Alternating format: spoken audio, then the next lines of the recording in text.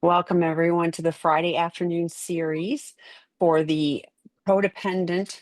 This is Debbie McRae is always talking from, well, not always, but her typical webinars are talking about betrayed partners because she works more with betrayed partners, but she really does work across this scope. So I am thrilled Debbie's here again this week, and I have my paper and pen ready because I always take a lot of notes and refer many of you, if you reach out and are asking me for resources, if you're a betrayed partner, I probably will be linking you to previously recorded webinars by Debbie McRae because her things are so useful.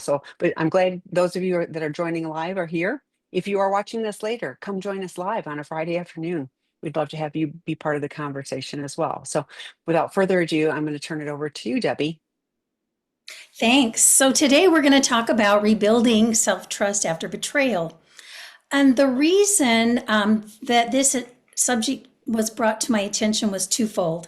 I do have betrayed partners coming in and questioning, how can I really trust my intuition? How do I know if what I'm doing is the right thing to do? But I remember sitting on a disclosure recently where the betraying partner's therapist actually said some really wise words at the very end as he turned to my partner, or my client rather, the betrayed partner, and said, you need to focus on self-trust first, because that's going to guide you into knowing if you can trust your husband in the future. So it really hit home to me about how important really tuning back into our self-trust is. So we know that there's a devastating breach of trust in intimate betrayal. It shakes up the foundation of the betrayed partner's relationship with the betraying partner, and also what the betrayed partner thought was a secure attachment. It not only destroys their trust in the betraying partner, but it also erodes the trust that they have in themselves. So the betrayed partner might begin to question their own self-judgment. They may even move into some self-blame. So today, I thought it would be really helpful to cover the impact of betrayal on self-trust and to talk about some strategies for the betrayed partner to use to rebuild their own internal sense of trust. So here's what happens when betrayal occurs and this eroding of self-trust happens. First of all, it doesn't only, when we have betrayal, break the trust we have in the other person, but it fractures the trust we have in ourselves. It disrupts the betrayed partner's sense of safety. So they might move into some self-questioning like, how was I so naive? Or how did my intuition fail me? How did I miss the signs? Can I ever trust again?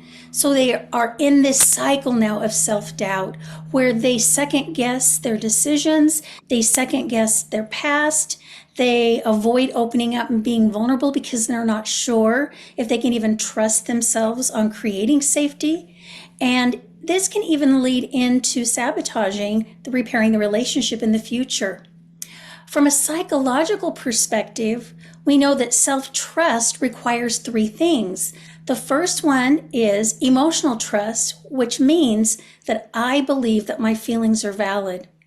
The second pillar is this cognitive trust, meaning I trust my judgment, I trust my perceptions. And the third is behavioral trust, that I am acting in alignment with my values. I see that I'm doing it again and again and again. And when we have those three pillars in place, we have strong self-trust. But betrayal often shatters all three of those pillars. And so it's going to show up by maybe the betrayed partner ignoring red flags at times, or they might become then hyper-vigilant and they're distrusting everything. You might see the betrayed partner constantly questioning. They may not be able to make decisions, and especially difficult ones. Their self-esteem might suffer because I just don't know what to do and I can't trust myself any longer. So we see some paralysis take place. There could be isolation, there could be avoidance that occurs, and even physical effects like lots of anxiety, sleep disturbances. And so it's really important that at some point in a betrayed partner's recovery that they are working on regaining that self-trust aspect. Like a muscle, self-trust can be strained, but not completely broken, and we can rebuild it. So I want to talk about some areas to focus on to rebuild self-trust. And then at the very end, I'm going to give some examples of what self-trust would look like. So the first area of focus would be that the betrayed partner needs to work on processing their own emotions and in that practicing self-compassion. So acknowledging, accepting feelings is sometimes very difficult for a betrayed partner. I just had somebody this last week come into into a group and say, I've recognized that what I do is I have an emotion and I just press it down really hard. I'm going to ignore it because I think it'll go away if I do that. The problem is this betrayed partner was kind of like the analogy of the tea kettle, right? She ends up with these emotions and inside, internally, they become bigger and bigger and bigger, in essence, building up steam until eventually this betrayed partner would blow and get extremely angry and was starting to move into rage. So suppressing or ignoring these painful emotions does not help in the healing journey. So one of the things that you can do as a betrayed partner is to start noticing what's going on internally for you, really focusing from the moment you get up in the morning until you go to bed at night. What is the internal dialogue I'm in? If I'm feeling any physiological symptoms, is it attached to an emotion? And one of a good ways to kind of express on paper is journaling those emotions that might be coming up. And this can help gain clear perspective. So again, I tell the betrayed partners that oftentimes we don't recognize we're in emotion, but we feel physiological distress in our body. And most people that I work with, when I say, where do you feel anxiety? They can actually put their hand on the part of their body where they feel anxiety. Or where do you feel anger? They can identify the part of their body where that shows up. So it's really important that you're acknowledging and accepting your feelings with a compassionate perspective on it. You've got to release self-blame. You've got to recognize as a betrayed partner that it was somebody else's choice to betray you. It wasn't your fault. You didn't do anything. Again, I heard this last week, a betrayed partner say, I must have done something to cause them to act out, which is not the truth. So a betrayed partner's got to challenge any of that negative self-talk that comes up by reminding themselves that they are worthy of having trust and regaining self-trust and having respect within the relationship. The betrayed partner needs to give themselves time to heal. This type of healing is not linear. We don't go from point A to point Z just over a matter of 3 months. It takes 18 months to 3 years to actually work through a lot of that healing. Now, granted, I tell betrayed partners the first 6 to 9 months is really intense. And once we get you into good healing recovery, then you start to emotionally regulate and it's not as intense. But it does require patience. It doesn't just happen overnight. So it's important that the betrayed partner is really gentle with themselves and that they need to know that there are going to be ups and downs and that is just part of the healing journey. The betrayed partner needs to forgive themselves. Many betrayed partners punish themselves after betrayal because maybe they didn't see it or that they believed their betraying partner when their betraying partner was lying, or that, again, somehow they may have even gotten angry and they may become somebody they don't recognize and they get really, really hard on themselves. So it's really important, first of all, that you forgive yourself for not maybe seeing the betrayal over the years that it was happening and recognize that you did the best you knew how to do back in those days. And then in the here and now, you take accountability for any mistakes that you make, and then you forgive yourself and you move on. Okay, the second area of focus is going to be taking some action to rebuild your confidence. And the confidence is not only in yourself, but we're going to shift in the here and now and start focusing on confidence and rebuilding it through setting and enforcing boundaries. Boundaries are so important to the healing journey. A betrayed partner's got to come to a point where they sit down and they actively work on identifying and defining what's acceptable and what isn't for them so that they feel safe physically, emotionally, mentally, and also what they have their needs need to be supported by these boundaries as well. And they've got to recognize that their needs are valid. It is through their boundaries that a betrayed partner creates a sense of safety and helps them to rebuild trust moving forward. So I've done a lot of work on boundaries with betrayed partners. I've done past webinars on that.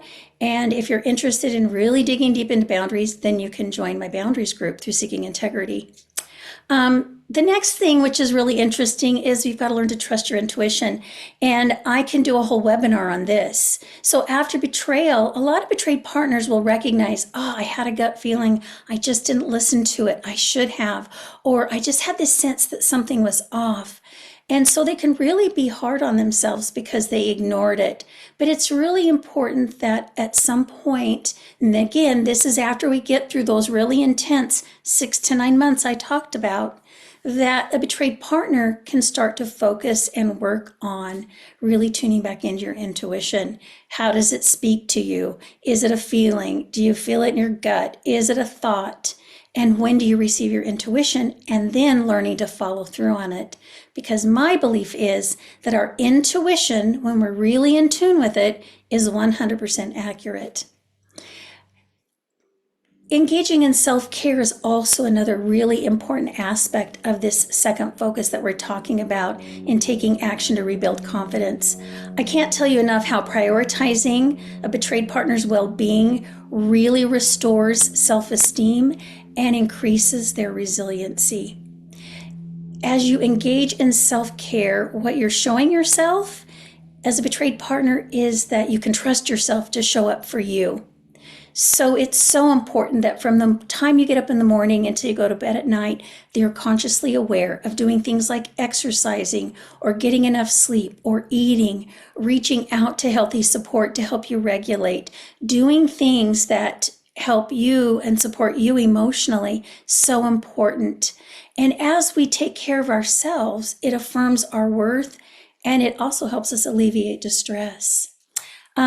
Having a support system, I can't stress that enough in building self-confidence. Spending time with a good therapist, with a group that supports you, with trusted friends and family.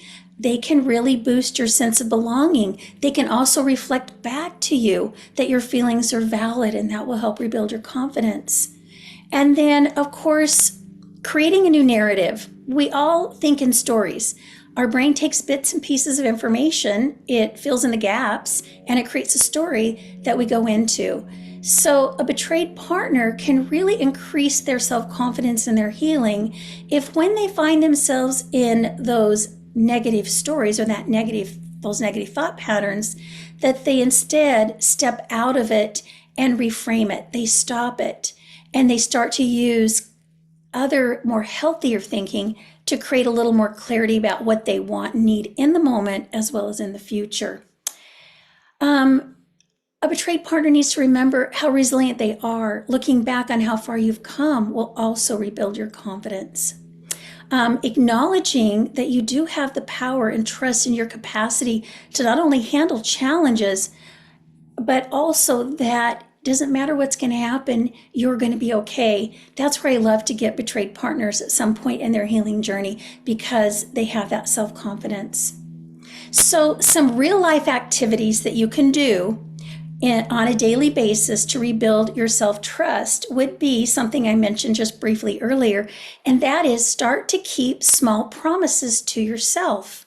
So for example, if you're going to focus on self-care, just maybe set that self-care practice of, as soon as I get up in the morning, I'm going to drink 1 full glass of water, and then you do it. Or I'm going to step outside after lunch for 10 minutes and sit in the sun, and then do it. So if we can show up for ourselves and create that internal sense of trusting in ourselves, it strengthens our ability to trust others moving forward. The second thing you can do is to track evidence and not focus on fears. So with this, what you can do is you can make a list of maybe proof that your intuition is starting to kick in, or proof of ways that you can start to trust in yourself. Maybe it's as simple as you got triggered, and all of a sudden in that moment, you have the clarity and the ability to move into healthy behaviors when you had that trigger, which kept you from spiraling. And so it's really important that you start to notice and keep track of how you can start to trust yourself. I love an evidence bag. If you don't want to take time to write it down and keep notes in your phone or in your journal, then have your own mental evidence bag where you start to notice when you can trust yourself and just tell yourself, I'm going to put it in that evidence bag, and that's further proof that I am starting to be able to trust myself. At the end of the day, what you might want to do is to list 3 moments where you really honored yourself, you honored your intuition, you honored your ability to do healthy behaviors. So it might be that you make a note like, I stopped checking my partner's location after 1 look. I didn't go into my obsessive safety seeking. And so again, when we do things like that and we honor the fact that we are getting healthier and we are improving, it helps us to build that confidence. And as we build confidence, we also increase the ability to have better self-trust. Another thing that needs to happen is you've got to clarify your non-negotiable boundaries. So I build self-trust by having healthy internal boundaries. So a good, healthy internal boundary would be that if my body's dysregulated, then I pause and I breathe for 2 minutes before I even engage in talking. I even take a big breath, or I step away for just a few minutes. I slow it down. So knowing what you're going to do, those good internal boundaries, are going to help you to be able to trust yourself in any given moment when you get triggered, that you're going to be able to handle it. Another type of non-negotiable boundary, of course, are the external boundaries. And that would be that I can trust myself to verbalize and execute and hold to healthy external boundaries. So for example, if my betrayed partner starts yelling at me, then my boundary is I speak up and I end the conversation. I step away and do good self-care. And then I will circle back around and revisit the topic in 12 hours or 24 hours once you feel regulated. So boundaries are such a great tool for rebuilding self-trust.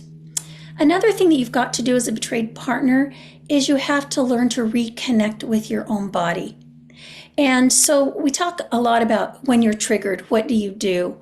And I often tell my betrayed partners that you've got to come up with a plan. If you can come up with a way to stay in your body in the moment that you're triggered, rather than moving into that fight, flight, or freeze response and going limbic, then you're going to be able to trust yourself to make steps that are going to create connection with your betraying partner rather than creating more disconnection when you're dysregulated. So some things that you can do to reconnect with your body would include things like the 4-6 breathing. So this is where we breathe into 4 counts through the nose and then slowly for 6 counts out through your mouth. Put your feet on the floor. So maybe you get triggered and you want to go do some safety seeking. How about we create a little space between the trigger and the safety seeking by stopping, connecting with your body, and doing some of the 4-6 breathing or the box breathing that's going to help you regulate and stay in your body. Another way to reconnect with your body if you're really triggered is the 5 senses exercise that we talk about a lot. So 4 things that you see and 4 things that you touch with your body, 3 things you can hear, 2 things you smell, and 1 thing you taste. Maybe you do that before you reply to a triggering text. It's a great way, again, to use your body, help you regulate, and then you can trust yourselves in responding rather than reacting to difficult situations. Another thing that you need to do is to reframe your self-talk. I hit this really hard with betrayed partners, that your stories or that negative narrative in your head can take you to some really difficult, dysregulating places. And so we've got to recognize when we're in our negative stories. And again, I tie it back into the body, and that is Most often, when I am in a negative story, I'm going to start feel distressing emotions in my body. So, what can I do in that moment to stop the negative self talk and to reframe it? So, I often talk about just saying, stop it. I'm not going to go there. So, say that out loud. If the narrative in your head is really loud, then tapping the side of your head 7 times and repeating, stop it, stop it, stop it, stop it, stop it. I'm not going to go there. That's not completely true. And then reframing that negative thought. So, an example would be maybe you replace when you make a mistake with, oh my gosh, I always mess up. Why can't I ever do it right? And replace it with a reframe, which is, I'm practicing new skills. Sometimes I'm going to make mistakes, which is to be expected. The important thing is that I'm working towards progressing and doing things in a healthier way. So the more we reframe it, the more we stop the negative thoughts, the more regulated that the betrayed partner will become.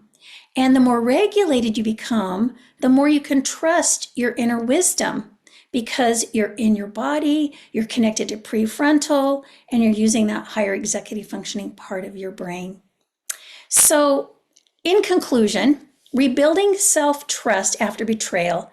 It's not quick, it's not easy. Like I mentioned earlier, this comes later on in recovery. Remember, those first 6 to 9 months are really difficult as you're working on the emotional regulation aspects and working through formal therapeutic disclosure and your boundaries.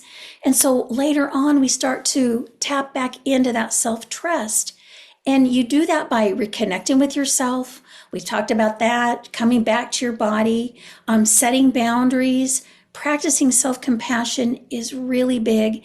And then just taking small steps towards trusting yourself, maybe doing some intuition practices and noticing how your intuition is 100% accurate. And as you do that, you're going to notice that you become stronger and stronger in the area of being able to trust yourself, which then is going to help you to know when the betraying partner is trustworthy and can be trusted. So this is a journey. Remember that. Take it at your own pace. Just do your very best each day when you wake up. And if you're really struggling with this, then consider reaching out. Go to your therapist, get help there, find a group that can help guide you through this process because you really do need to have that ability to trust yourself to move forward and someday move beyond that, maybe that label you have or that belief that you're always going to be a betrayed partner. So hopefully this is helpful. I know it's something that I see in my office. I bet you do. You just said 100%. You trust your intuition to be 100% accurate.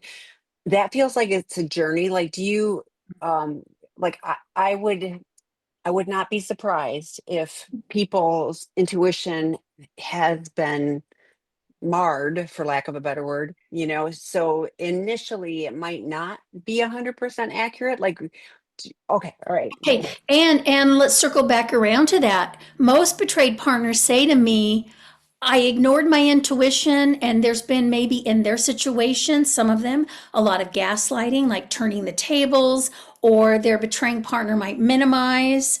They might maybe give them even shut down the betraying partner. And so they end up ignoring their intuition. So many betrayed partners even forget what their intuition felt like, how they received that knowing, and so that's part of the process. And yes, it's something that takes time and it takes intentional efforts. And that's why when I work with groups, that's one of the things we really focus on. And that is really reconnecting with your intuition because your intuition is going to be your future guide to help you know who to trust and when to trust. I have a couple more things on this because I was thinking about, like, Dr. Eddie, did a webinar for, betray partners, the inner child stuff. And I thought there's probably betray partners that have been, like, their intuition from a young age was altered, squelched, whatever. So like some of it could be rebuilding, but some of it could be like learning to build from the start. correct for the first time. Okay. Yeah, yeah. Absolutely. And a Okay. lot of people just don't even understand when you say intuition, they might not even understand that what we're really talking about is I believe we all receive knowledge, whether it is a thought in our head or an image in our mind or it's a feeling in my gut about a situation. And another thing with intuition is that I think we all receive it at different times of the day and in different ways. So, Mm-hmm. for example, for me, if I wake up in the morning and I've got something I've been thinking about, I'm trying to come up with a solution or an answer or trying to understand a situation, then I will lay in that very quiet stillness, and that's when the answers come to me. Um, my intuition also will wake me up in the middle of the night. It's kind of a Mm-hmm. crazy thing, and all of a sudden I'll have insight or an idea. For some people, it's taking a shower, driving in the car. For some, it's journaling. Journaling can do that and open that up. Some people do meditation for that or practice. Maybe they maybe even have like a prayer practice that they use of some type that will help them in tapping into their intuition. So, yeah, it's Mine a is really walking great and topic. running. And I Yeah, swear, because like, if I even set aside whatever it is I'm pondering, if I like set that aside and go out, and all of a sudden things are popping into my head and I'm like, oh, that makes sense. So yes, I think it's find and then hear that. So yes, one of the you talked about the initial intensity, and I thought, oh my gosh, it's like not a great analogy, but an analogy of like if you break your foot, initially you're on crutches, and then you're in a boot, and then you're like so things get better, but and then you're doing PT, so you're continuing this journey, and there's a longer healing process than the immediate, but it's the worst in the initial. So hopefully, and I know people get freaked out by, oh my gosh, it's forever. No, it's not. And you will see, like, like even in the first 6 to 9 months, you will start to see things and have more moments of like, oh, this is okay, and learning to trust those things. And then the other thing you said is support system. And I wrote down, be selective. I bet you do too. I get, enough people that are listening to um certain social media platforms. I won't label any, but where they're all horrible, they're never going to, like, all of that really negative stuff. So if it's, and they'll all, you can all agree with each other, and again, everybody chooses their journey. We're all about healing. We want people to be able to move forward and not, continue to, be in this really stinky rotten place. So you get to pick, but finding support people who can help, give you those lifelines for hope and help guide you on this process. So that was my selective. yeah. So Well, I just want to really support what you're saying because what I love about the prodependence approach is it's all about attachment. We all want to have safe, secure attachment, and especially with our significant other that gets destroyed and that attachment ruptured by the betrayal. And so, why would I want to, right? Again, kind of make my betraying partner the enemy. Yes, they hurt us. Yes, they've done things that they made choices that impact us deeply. But again, I think it goes back to boundaries, right? I always circle back to boundaries, right? I think we can find really safe groups where I can go and say, I'm struggling with this. Here's my partner's behavior. Now, what do I do about it? Give me some ideas. What are some boundaries? Some, ways to communicate. That's a healthy way. But again, a healthy boundary might be that we don't spend the majority of our healing journey talking about how bad the other partner is if we want to really move forward and rebuild connection.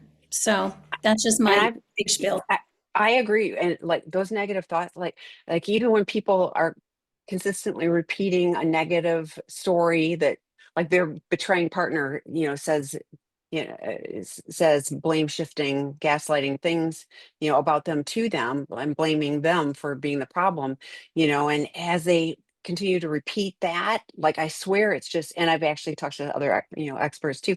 And they're like, yeah, your brain is listening, even if you know that's somebody else's words, but your brain is hearing that, so I love when you talked about reframing. I'm going to reframe that of like, that's what that person is using to justify their behaviors, etc. And I know the truth about me that, yeah, that nothing I did or didn't do caused this. Nothing I do or don't do is going to make them act out.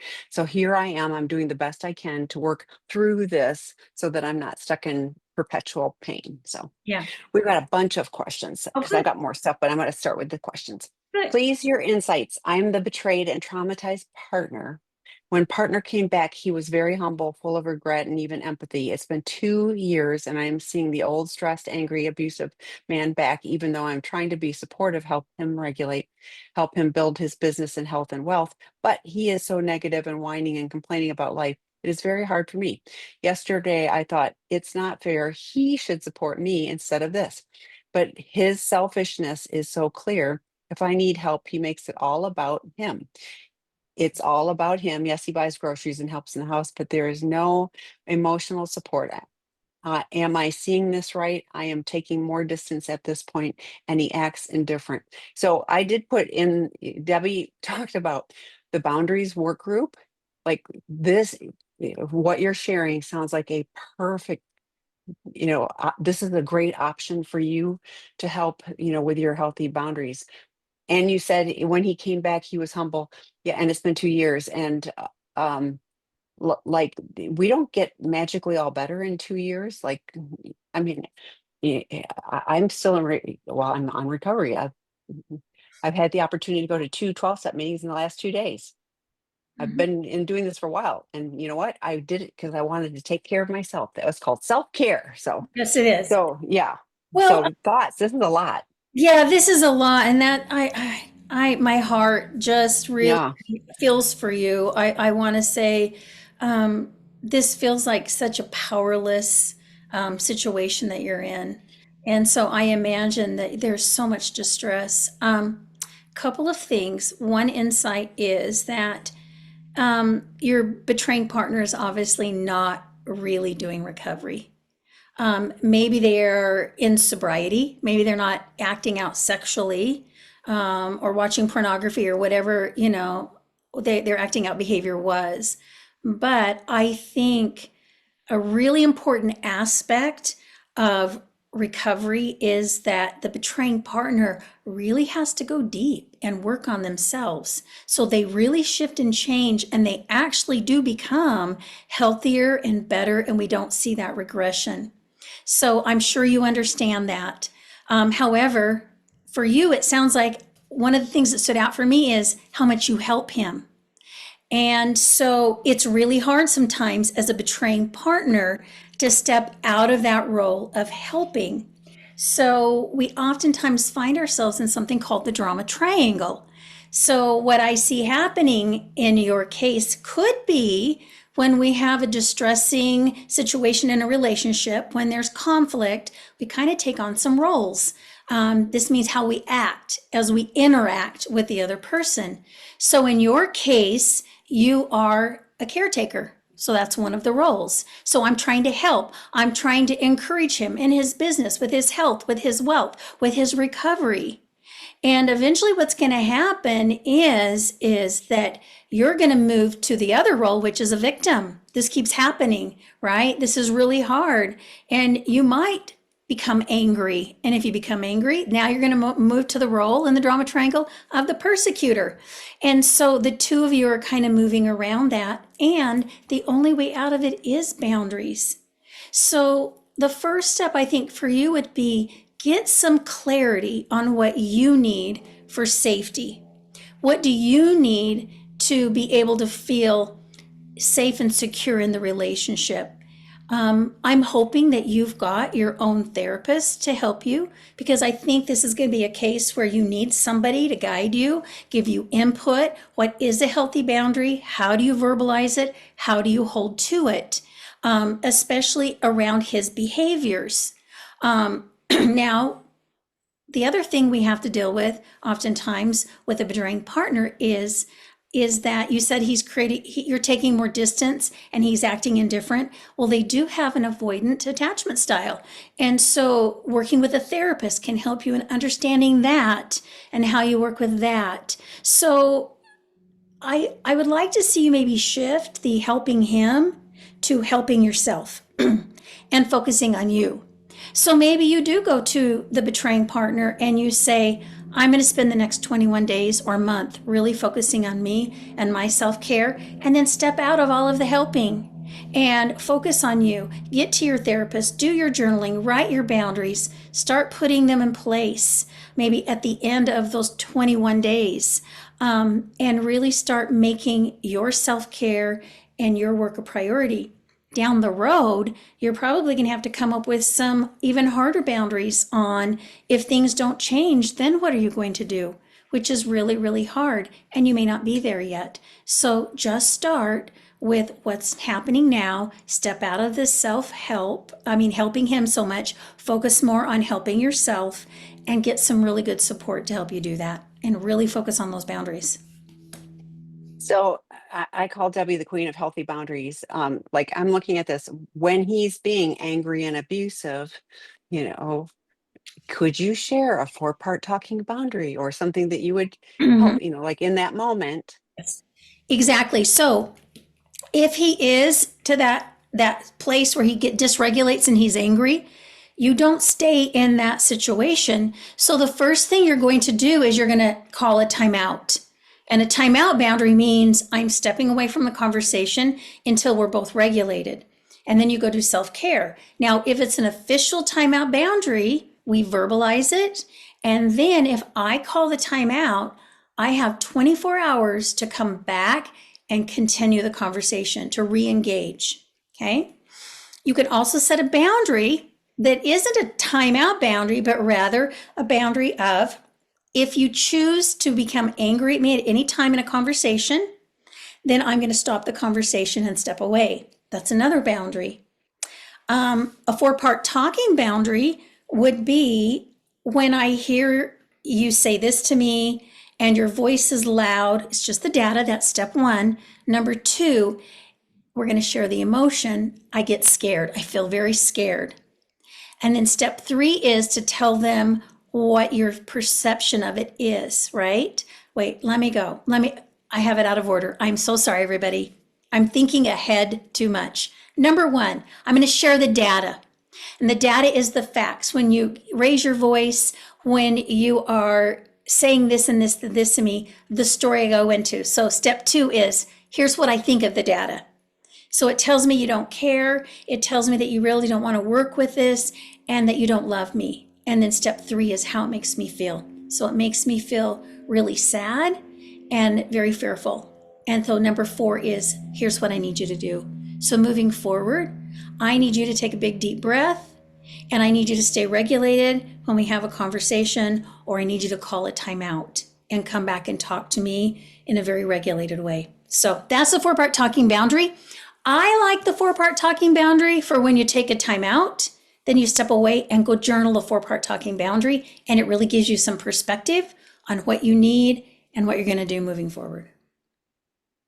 Thank you. And one of the things I think of often and I share often is, and it doesn't matter what form of addiction, but addicts, it's the insanity of the disease is that when things start going better, we stop doing the things that helped us. If these things helped us move towards our partner, do life better, all of those things, we somehow think we're magically don't need those things anymore, and then things start backsliding and we're what happened, and this is across the board. It doesn't matter what form of addictive behaviors it is, but it's sad, and that's why the more engaged we are in the recovery process and the more we take it seriously, the better chance we have for lifelong transformation.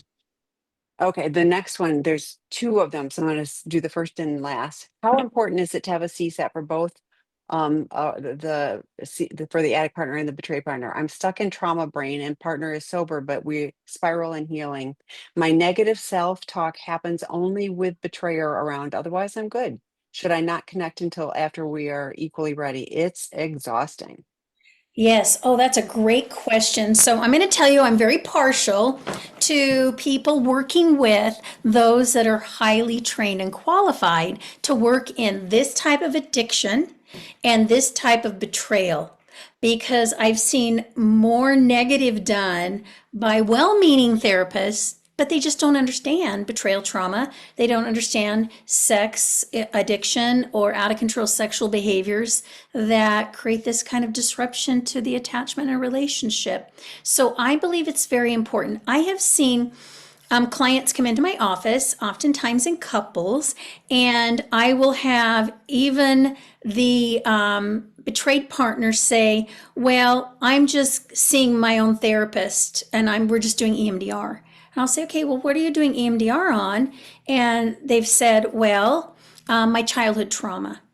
And yet, in the here and now, what they're reporting is they're really dysregulated and they can't handle being around the betraying partner, right? They can't stay regulated. So that's when I really encourage them to find either a CSAT. Also, you can find a certified partners trauma therapist. And you can also find an APSATS. They're all trained in helping betrayed partners. I happen to be a CSAT whose my focus is betrayed partners, mainly because I was a betrayed partner. I can really relate to that. And I didn't have anybody around to help me heal. I kind of had to figure that out on my own. So I do think it makes a big difference. I have seen healing get stalled and people get stuck in their healing when we don't have therapists that understand what we need to do, because there are clearly outlined approaches that we take in helping you heal. So that's that on how I feel it's really important that you have somebody that's there to support you, give you ideas, help you understand your own betrayal, how it shows up in your body, how to regulate your body.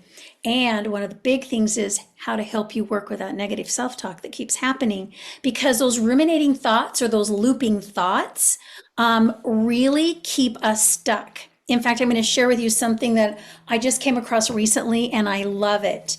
And it was 3 things when you have a ruminating thought: name it, feel it, move it.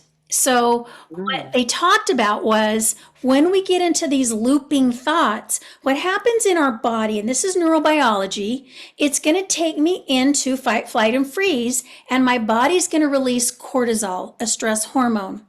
And the more I'm in that looping thought and the more I'm being flooded with cortisol, what happens is the hippocampus, where we store everything, it becomes affected. And what it does is it starts to cause us to struggle with emotional regulation because of the effects of the cortisol. So it's so important that when I'm in a story, I name it. Here's the story I'm in. And then secondly, I feel it. So I'm going to identify what's the emotion I'm feeling. And I love to go, where is it in my body, right? Why is it showing up? What does it want to help me with? I'm really trying to understand why I'm feeling that way. And then move it means you've got to move your body. So now I'm going to go out and I'm going to walk. I've got to move my body to get the cortisol out of my system. Got to burn up the cortisol or any even epinephrine, right? Adrenaline that my body has secreted as well. So that is something you need to do when you have negative self-talk. And that is name it, feel it, move it. And so that could be a great internal boundary for you. Working with your therapist on the negative self-talk, right? How can we go in? How can we reframe it? So the other way the brain works is every time you're in the same negative self-talk, the same story, what's happening is those neurons in your brain are firing. They're taking you to the area of the brain where you stored all that data and information. And the more you think about it, the more those neurons fire.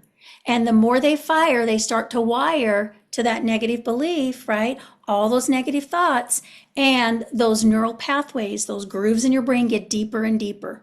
So that means it's really easy for you to go in your stories. So you have to be very intentional in going, I'm not going to go that way. I'm going to stop it the minute I start. And now I'm going to tell my brain a reframe, something positive.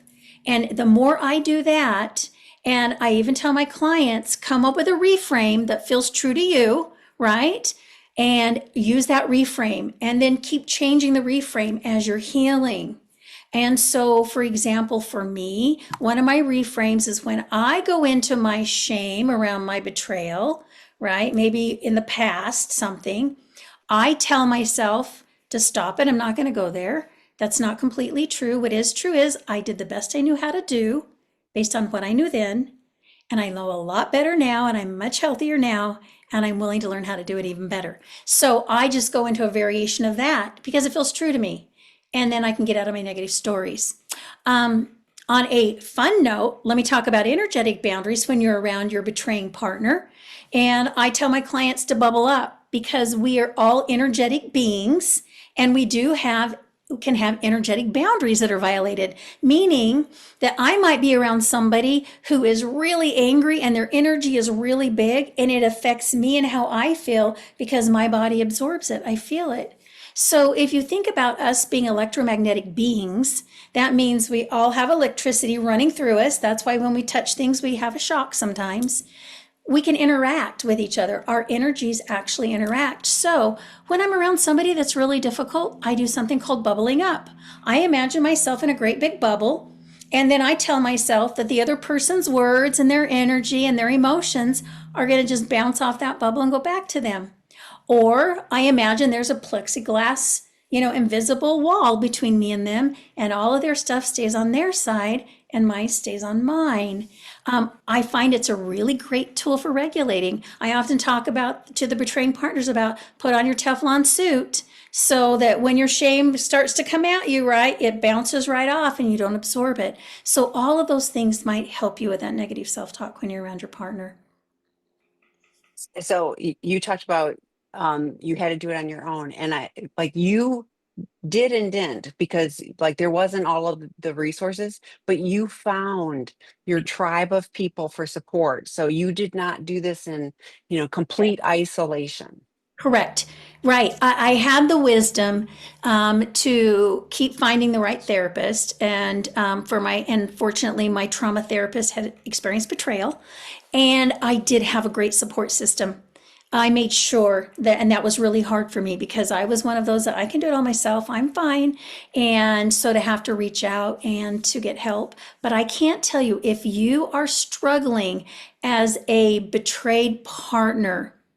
Two things I see. One is that negative self talk will keep you dysregulated. The other one is you don't have other people to turn to that can help you co regulate.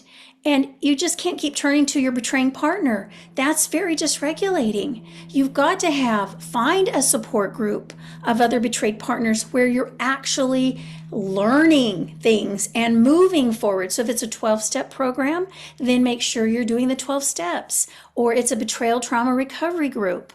Find your friends that are healthy that you can turn to when you're dysregulated and they can give you good advice. Have those friends you can cry with. It's just really, really important that you have support. And so many betrayed partners say, I haven't told anybody, or only one person knows. And I challenge people, you need to have between 4 and 8 people. And they just, I can't do that. But you'll be surprised that when you identify the people that are worthy of your trust and you reach out to them, how many of them have experienced similar things. So yeah, it's so important. Yes, thanks for sharing that after I pushed you. Sorry. Oh, glasses. Mhm. Okay. I was diagnosed back in March with high functioning autism, and I found out 10 weeks ago that my partner had been acting out for a full 4 years of our relationship. I had absolutely no idea, no instinct, and no gut feelings. I do not feel feelings in my body. It takes me a while to process emotions. I have trouble reading body language and take everything literally. I don't have intuition, and I'm not sure that's something I'm even capable of. I'm working with an abscess betrayal trauma coach. Good. I'm glad you've got that betrayal trauma coach. Okay, there's a whole lot of things here. Mhm. I want to start with, first of all, I know that when you get a diagnosis like autism, there is an adjustment period. Not only because I'm looking back to the past and recognizing how it has shown up in my life, but how do I deal with it in the here and now, and then how do I deal with it moving forward? And so, I hope you have really good support in that and that you've got somebody helping you who understands autism and gives you those skills and tools to help you manage that. One of the thoughts I had for you, it might be that in these early days, as you're trying to become more aware of other people's actions and how it impacts you, I think slowing it down is really important. Meaning, I'm going to notice things. I'm going to maybe journal about it. I think the more we journal, it really helps us kind of tap in, even to possibly your insight, if it's not a feeling. And I love doing something like the dominant, non-dominant journaling. So with that, we write a question or what we're trying to figure out with our dominant hand, and then I answer it with my non-dominant hand. So it really slows the brain down. And what it does is it helps you kind of bring up some of those things like feelings or thoughts or insight. So that might be something that you work on as well. And it's okay that it takes you a while to process emotions. It's just that your brain works differently. And it doesn't mean that it doesn't do it. It just means it does it differently. And so for you, part of your work would be understanding how your brain does work and then finding what works for you and helps you in navigating those relational things, because that's very common with autism, that I don't pick up on social cues and that maybe I do take things very literally. And so for you, it could also be some communication skills that when I take it literally, then I know how to question the other person and get more data, and rather than shutting down. And the other thought that I had was that self-compassion is such an important thing, I think would be for you. And that is because your brain is different, because you've got this new diagnosis, because you didn't see for 4 years in this relationship there had been acting out, to really practice Kristen Neff's approach to self-compassion. So with that, her self-compassion exercise would be something that you would do anytime you have these distressing thoughts about your autism, or not picking up on things for 4 years and not having instinct or any gut feelings. And so as a reminder, her 3-step self-compassion exercise, and I like to do it cross-body tapping. You can also do it with a butterfly hug, which is like this. I prefer this. So that first step is just recognizing that this is a moment of suffering. So right now, I am dealing with betrayal trauma, and I didn't even know it was happening for the full 4 years I've been in a relationship. And then step 2 is to recognize common humanity also experiences this. So with step 3 is that I'm not alone in this. There are other betrayed partners who feel just like I do. And then step number 3 is to be gentle and kind with yourself. So with this, it might be, may I remind myself that I'm doing the best I know how to do. May I remind myself that this is a journey that I've really just started, and that I'm doing the best I know how. So I think I already said that one, but you get the idea. Just be really kind. May I be kind to myself. May I love myself. May I recognize that I'm doing the best I know how to do. So that is a really great way to move out of any shame or negative self-talk you might have about your new diagnosis and your past situation, how you're managing things currently, and even about the future.